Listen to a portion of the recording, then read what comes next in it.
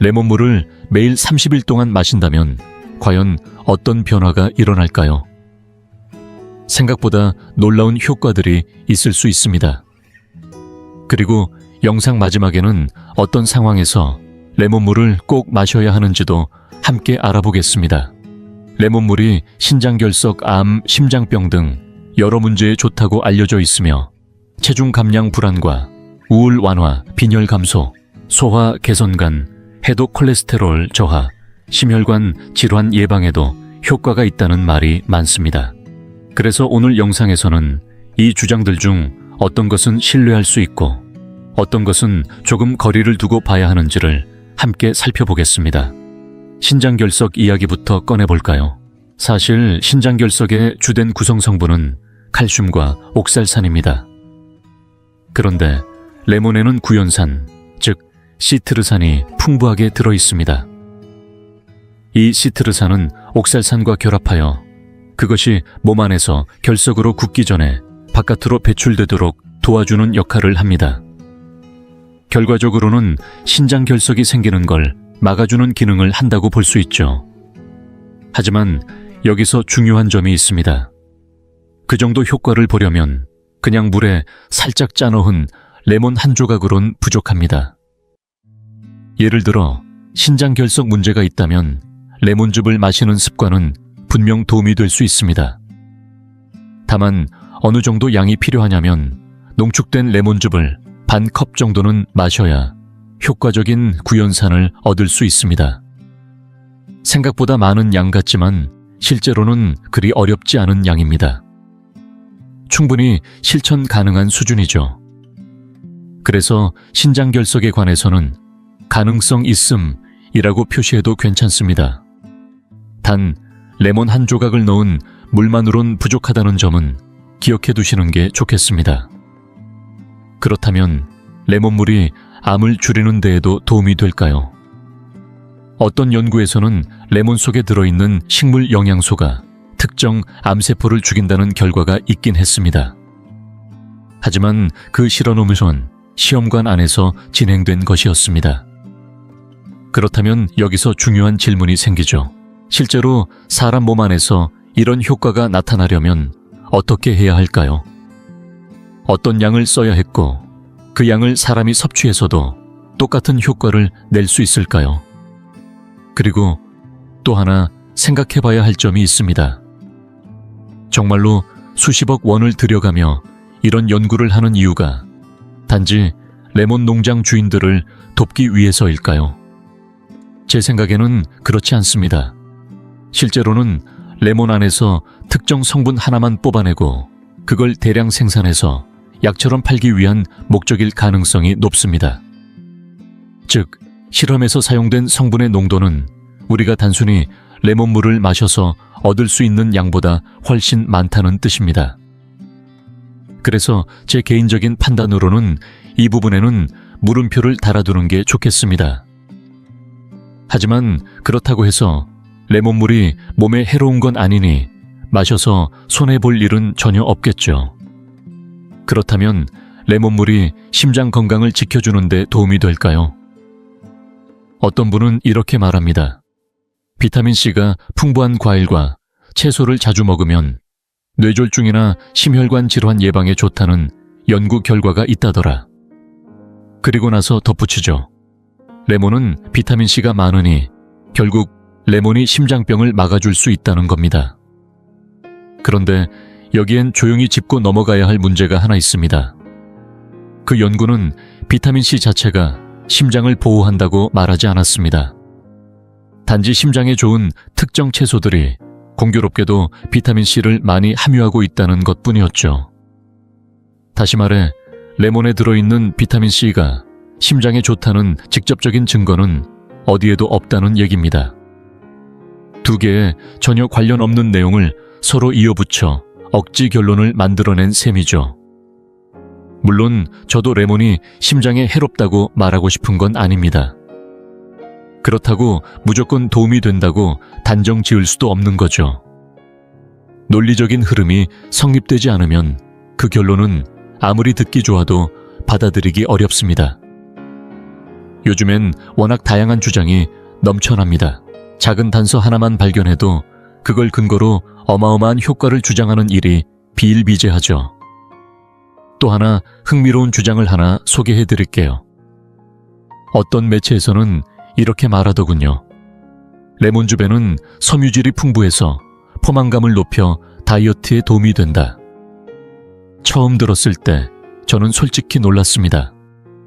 레몬즙이 섬유질이 풍부한 식품이라는 생각 단 한 번도 해본 적이 없었기 때문이죠. 그래서 직접 확인해 보기로 했습니다. 생레몬즙을 2큰술, 그러니까 약 30g 정도 마셨다고 가정해보면 그 안에 들어있는 식이섬유는 고작 0.1g에 불과합니다. 일일 권장량으로 따지면 0% 수준입니다. 그러니 섬유질이 풍부하다는 표현은 아무리 좋게 봐도 과장입니다. 또 다른 곳에서는 레몬수가 불안감과 우울감을 줄이는데 효과가 있다고 주장합니다. 이 주장의 근거는 이렇습니다. 몸속에서 신경신호 전달에 중요한 역할을 하는 대표적인 전해질 2가지, 바로 나트륨과 칼륨이 균형을 이루는 것이 정서 안정과 관련이 있다는 점입니다. 이 부분은 과학적으로도 맞는 이야기입니다. 실제로 체내 칼륨 수치가 극단적으로 낮아지면 신경 전달 이상이나 근육 경련 피로감 같은 증상이 나타날 수 있죠. 하지만 그런 증상이 나타나려면 혈중 칼륨 농도가 정상 범위인 3.5에서 5.2를 크게 벗어나 3 이하로 떨어져야 한다는 점도 함께 알아야 합니다. 이렇게까지 심각한 칼륨 부족은 사실상 거의 없습니다. 제가 지금까지 수백 건 이상의 혈액 검사를 보아왔지만 4 아래로 떨어진 수치는 단 한 번도 본 적이 없습니다. 그런데도 어떤 사람들은 레몬에는 칼륨이 많고 따라서 레몬수가 우울증과 불안을 완화시킨다고 주장합니다. 그럴듯하게 들릴 수는 있지만 먼저 짚고 넘어갈 것이 있습니다. 첫째, 칼륨 부족이 우울증이나 불안의 원인이 되는 경우는 원인 리스트를 뽑는다고 해도 50위 안에 들기 어려울 만큼 드물다는 사실입니다. 그럼에도 불구하고 그 주장이 사실인지 다시 한번 확인해 보기로 했습니다. 이번에는 레몬즙의 양을 2배로 늘려 한 60g 정도, 즉 4분의 1컵을 마셨다고 가정해 볼까요? 그 안에 들어있는 칼륨 함량은 62mg입니다. 들으면 꽤 있어 보일 수도 있지만 실제로는 일일 섭취 권장량의 1%에 불과합니다. 이 수치를 보면 레몬은 칼륨이 풍부하다는 말이 왜 무리수인지 알 수 있습니다. 게다가 그것이 우울증을 치료하거나 완화할 수 있다는 주장은 솔직히 말해 억측에 가깝습니다. 정말로 칼륨을 보충하려는 목적이라면 농축된 레몬즙을 3컵은 마셔야 큰 아보카도 1개 분량의 칼륨을 섭취할 수 있습니다. 솔직히 어떤 걸 선택해야 할지 대답은 이미 나와 있죠. 만약 당신이 정말 심각한 수준의 칼륨 결핍으로 불안감이나 우울 증상을 겪고 있다면 그때는 음료로 해결할 수 있는 수준이 아닙니다. 의학적으로 권장되는 수준의 치료용 용량을 확보해야겠죠. 하루 권장량 100%를 채우기 위해서는 무려 4.6리터, 즉 1.2갤런의 농축 레몬즙을 마셔야 합니다. 그 정도의 양을 마셨다면 몸속에 들어오는 당분만 해도 무려 3.17g의 탄수화물과 100.16g의 설탕을 함께 섭취하는 셈이 됩니다. 정말로 그렇게 마셨다면 그 용기에 담긴 레몬보다 당신의 인내심에 더 큰 박수를 보내드리고 싶습니다. 하지만 조심스럽게 말씀드리자면 레몬물에는 정말로 눈여겨볼 만한 가능성이 몇 가지 존재합니다. 물론 기적처럼 무언가를 고쳐주는 건 아닙니다. 하지만 그 안에 들어있는 성분이 우리 몸 안에서 어떤 역할을 하는지를 제대로 이해하게 되면 왜 레몬물이 빈혈을 완화하고 소화를 돕고 심지어 간을 정화하는 데까지 영향을 줄 수 있는지를 자연스럽게 받아들일 수 있습니다. 콜레스테롤 수치를 낮추는 데도 기여할 수 있고 더 나아가 체중 감량이나 심장 건강에도 긍정적인 영향을 줄 수 있다는 이야기도 그 흐름 안에서 충분히 설명이 됩니다. 우선 가장 먼저 살펴볼 부분은 빈혈입니다. 레몬의 풍부한 성분 중 하나인 시트르산 이름 그대로 산성 물질입니다. 산성이라는 것은 곧 pH 수치가 낮다는 뜻인데, 이 pH는 우리 몸 안에서 각종 소화 신호를 유도하는데 매우 중요한 역할을 합니다. 즉, 시트르산이 들어오면 위에서 염산 분비가 더 빨라지고 그에 따라 위의 산도가 평소보다 훨씬 빠르게 낮아지게 됩니다. 위가 더 빨리 산성 환경으로 바뀌면 철분의 흡수율이 향상됩니다. 특히 채식을 위주로 하는 분들에게는 이 부분이 굉장히 중요합니다. 식물성 식품에 들어있는 철분은 비햄철이라고 불리며 동물성 식품에 들어있는 햄철에 비해 흡수가 훨씬 어려운 구조를 가지고 있기 때문이죠. 하지만 산도가 충분히 낮아지면 이 비햄철도 어느 정도 흡수될 수 있기 때문에 채식을 하시는 분들에겐 산을 유도하는 음식 섭취가 빈혈을 예방하는 데 실질적인 도움이 될 수 있습니다. 그런데 여기서 끝이 아닙니다. 이렇게 생성된 산은 소화작용에까지 영향을 미치며 우리 몸의 또 다른 중요한 반응을 유도하게 되는데요. 바로 콜레시스토키닌이라는 호르몬이 활성화됩니다. 이 호르몬은 담낭, 즉 쓸개를 자극해서 움직이게 만듭니다. 그 결과 담즙이 분비되고 담즙은 지방을 분해하는데 핵심적인 역할을 하죠. 위에서는 단백질 분해 효소인 펩신을 활성화시키기 위해 산이 필요하고, 담낭에서는 지방을 녹이는 담즙이 필요합니다. 레몬의 산 성분이 이런 일련의 과정을 촉진해주면서 단백질과 지방 모두를 효과적으로 소화할 수 있는 여건을 만들어주는 셈입니다. 여기서 흥미로운 점이 하나 더 있습니다. 담즙은 단순히 지방만 분해하는 게 아니라 간에서 처리된 지방성 독소들을 물에 녹을 수 있도록 바꿔서 몸 밖으로 배출하는 경로가 되어준다는 겁니다. 간은 지방에 녹는 해로운 물질들을 무해한 형태로 전환시켜 담즙에 실어보냅니다. 이 담즙은 쓸개에 저장되었다가 콜레시스토키닌의 자극으로 한꺼번에 분출됩니다. 이처럼 담즙은 두 가지 역할을 동시에 합니다. 지방을 분해하는 동시에 간에서 발생한 독소를 외부로 배출해주는 통로가 되는 것이죠. 그런데 만약 위산이 부족하거나 콜레시스토키닌이 제대로 분비되지 않는다면 어떻게 될까요? 쓸개는 게을러지고 담즙은 고이게 됩니다. 그러면 간이 독소를 버릴 곳이 없어지면서 간 내부 순환까지 정체되는 현상이 생깁니다. 결국 이런 과정을 막기 위해서라도 위산을 유도하고 담즙 분비를 촉진하는 건 굉장히 중요합니다. 이 동일한 메커니즘은 콜레스테롤 조절에도 영향을 줍니다. 담즙은 콜레스테롤로 만들어지기 때문에 쓸개에 담즙이 고여있고 비워지지 않으면 굳이 새로운 담즙을 만들 이유가 사라집니다. 이 상태가 반복되면 몸 안의 콜레스테롤 순환도 느려지고 수치가 조절되지 않게 됩니다. 하지만 담즙을 자주 비워내고 쓸개를 활발하게 만들어주면 몸은 새로운 담즙을 만들기 위해 콜레스테롤을 적극적으로 사용하게 되고, 이 흐름 속에서 자연스럽게 콜레스테롤 수치도 균형을 맞춰가게 되는 겁니다. 그런데 이야기가 이제부터 진짜 흥미로워집니다. 이번엔 탄수화물이 몸 안에서 어떻게 소화되는지에 대해 한번 짚어보겠습니다. 입속에는 침이 분비되는데 그 침 안에는 타액아밀라제라는 소화 효소가 들어있습니다. 이 효소는 탄수화물을 처음으로 분해하는 역할을 하죠. 많은 분들이 이 효소는 씹을 때만 잠깐 작용하고 위에 들어가면 위산에 의해 바로 파괴된다고 생각하시곤 합니다. 하지만 실제로는 그렇지 않습니다. 위에서 산이 본격적으로 작용하기까지는 시간이 제법 걸릴 수 있습니다. 빠르면 30분, 길게는 1시간 이상 걸리기도 하죠. 그 시간 동안 입에서 내려온 타액아밀라제는 위 속에서도 계속해서 탄수화물을 분해하는 활동을 이어갑니다.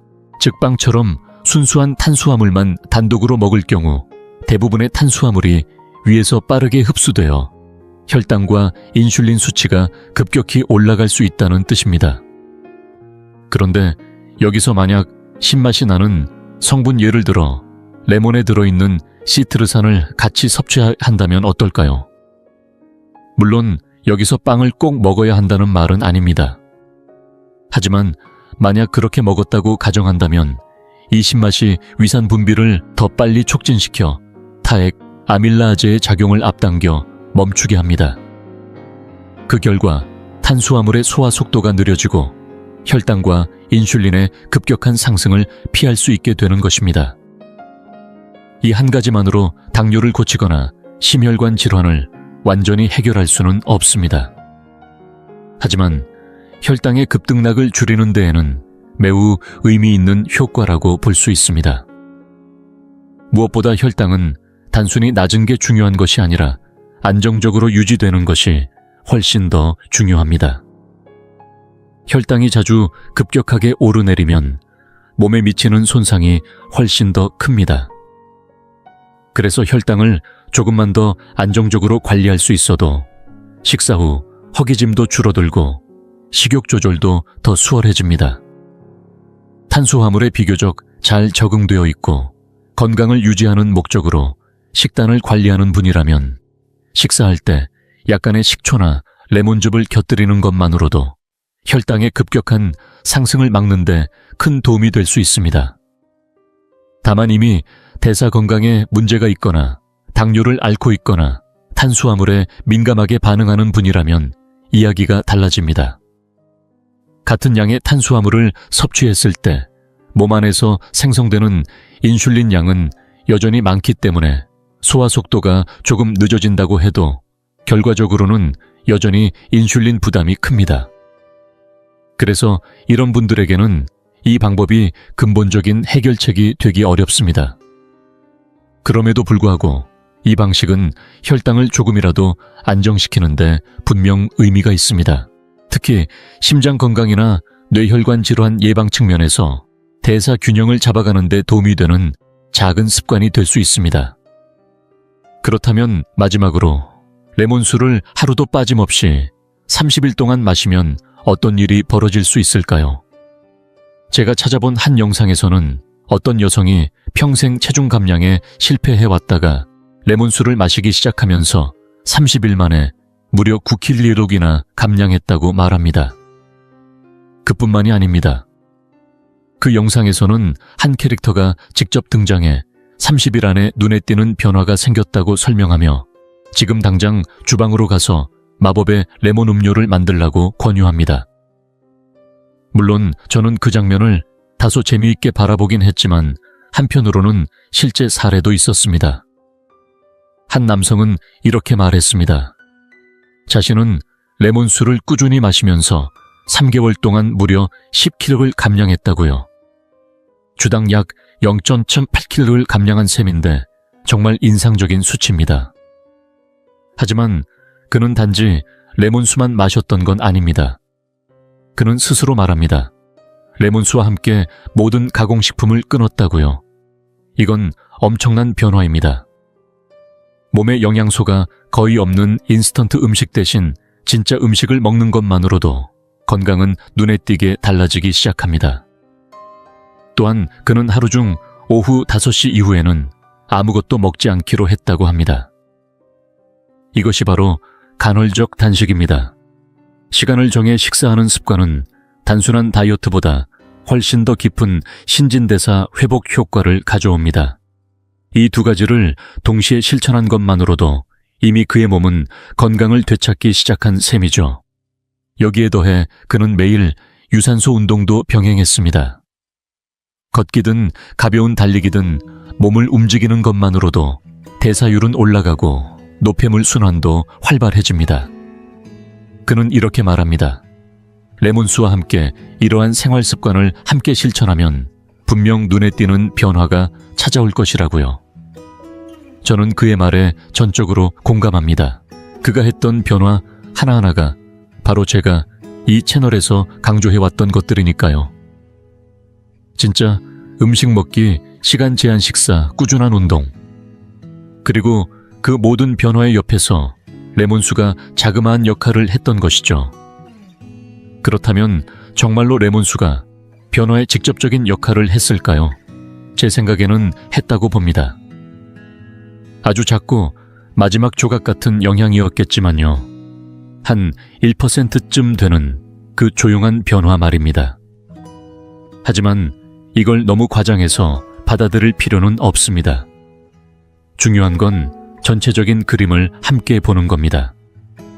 30일을 일하는 시간 동안 우리가 앞에서 이야기했던 생리적 메커니즘을 기반으로 분명 몸에 좋은 변화를 느낄 수는 있습니다.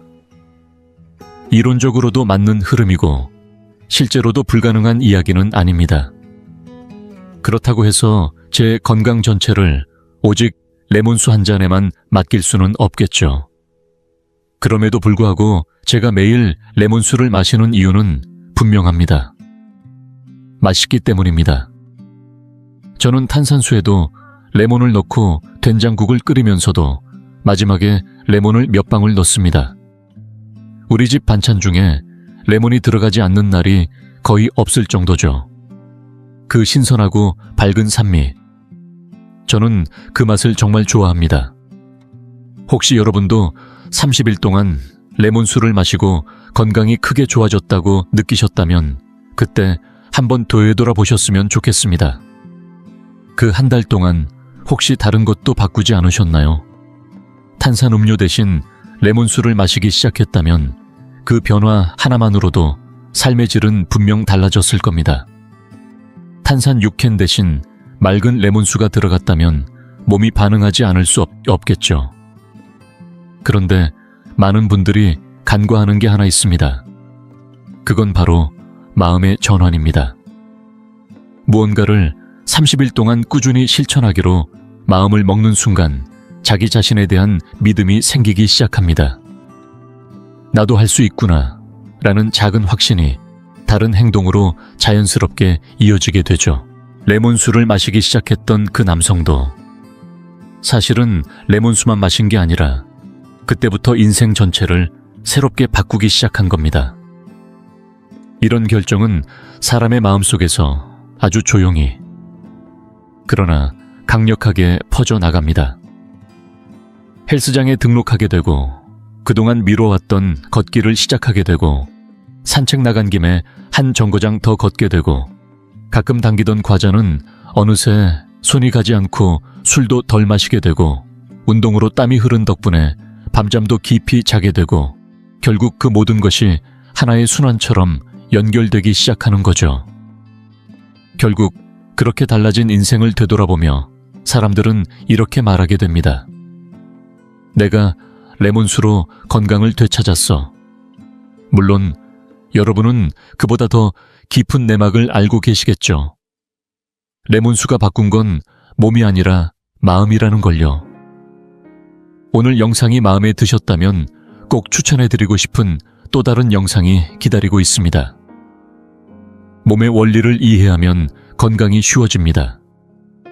지금 구독 버튼 눌러주시고 알림 설정까지 해두시면 다음에도 삶을 지키는 이야기 절대 놓치지 않으실 겁니다.